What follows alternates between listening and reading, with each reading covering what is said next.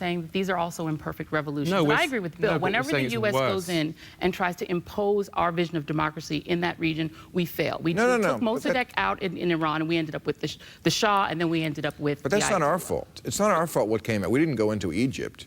Well, we wound up with the Muslim Brotherhood. We didn't go into Egypt. We were supporting and propping up Mubarak for 30 years, even as we were cheering for all the Tahrir Square demonstrators as though we were on their side. It was our government that kept Mubarak in power, just like we've done across the entire Muslim world. And it's amazing for you to say that, well, look at all these Muslims. The minute you give them a little bit of freedom, they go wild and they start being all violent. How can you be a citizen of the United States, the country that has generated more violence and militarism in the world over the last 5 or 6 decades, and say, look at those people over there, they are incredibly violent?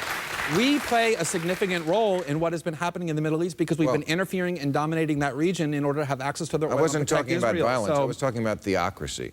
That doesn't happen here. No, well, okay, that doesn't happen here, but at the same time, Iran isn't invading lots of other countries and occupying them for a decade, nor are fundamentalist Muslim countries the way the United States is. So these things are interlinked because we are continuously interfering in that part of the world. And so to say... Really, it's all our fault? It's not all our fault, but when you send your military for 6 straight decades into other countries to bomb them, kill their children and women and innocent men, prop up dictators, yeah, you take responsibility for your actions and say, to the extent that that region... That religion goes back 1,000 years before our revolution, so I don't think we can take all the blame. I don't think we should. I think we should take a lot of it. And there's lots of bodies and corpses that have been piled up in the name of Christianity and Judaism as well.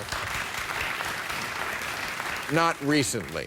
Have you heard of the occupation of the West Bank and Gaza for the last 50 years, motivated in part by extremist views of Judaism, or the wars in Europe, or the fact that there were generals in the United States saying we have to go and invade and destroy Iraq, a country of 26 million people, because our God is bigger? Lots of religions, not just Islam, produce violence. Well, if I could just make one quick point about Egypt. That silly liberal view that all religions are alike, because it makes you feel good. No, it makes you feel good to say our side is better. Those people over there are primitive and violent. No, it makes you feel good to put a crown on your head and say, I'm a good person. How do I prove that? You get to ignore the responsibility that your own government has for the violence and instability in the world by saying, look, it's that primitive religion over there that's to blame. All right, it's time for our desk bit.